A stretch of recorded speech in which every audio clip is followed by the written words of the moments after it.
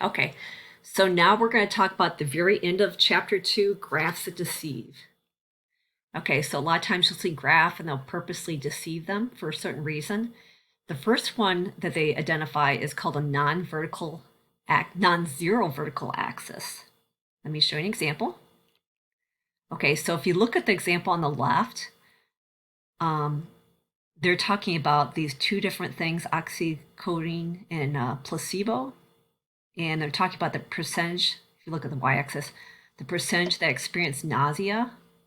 If you look at this one, it looks like, wow, this really causes a lot of nausea compared to the placebo. But the thing is, they didn't start at 0, they started at 10%. So this is kind of inaccurate. So when they say non-zero vertical axis, that means they don't start at 0. Okay, here's the same information graphed correctly. So they start at 0 with increments of 5%. In this case, you could tell there is a gap between the two, but not quite as much as what they have right here. Okay, here's another example. This is talking about gas mileage, average highway fuel consumption in miles per gallon. So if you look at the one on the left, it looks like, wow, the Camry's terrible, but it starts at 30, doesn't start at 0. Now, if you look at the same information starting at 0, you could tell there's really not that much of a difference. So again, this is inaccurate. It doesn't start at 0. This one's a little bit more accurate as far as how they show the information.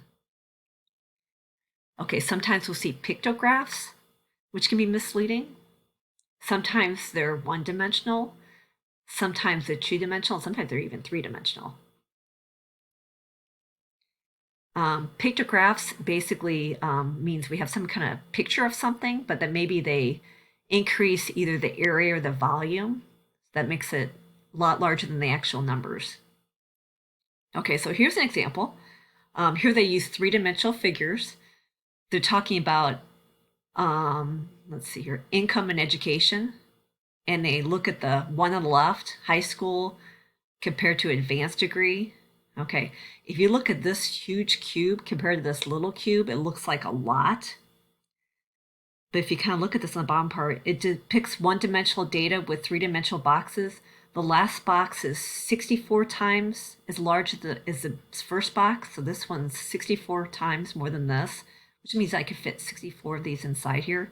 But the income is only 4 times as large. Okay, here's just another example.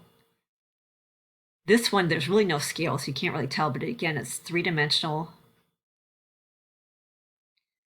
In 1970, 37% of adults smoked. In 2003 is 18%. But again, if you were to calculate the volume of these two figures, it would be quite a bit different in the percentages. Okay, so that is the end of this section, the end of chapter 2. So I will start the next video with chapter 3. And then I just want to kind of warn you, in Canvas, you should go ahead and print out the chapter 2 examples. I'm going to show you that next if I can. Okay, actually I changed my mind. I'm going to start that with another video. So this is the end of chapter 2. So don't forget, chapter 2 is due Thursday night.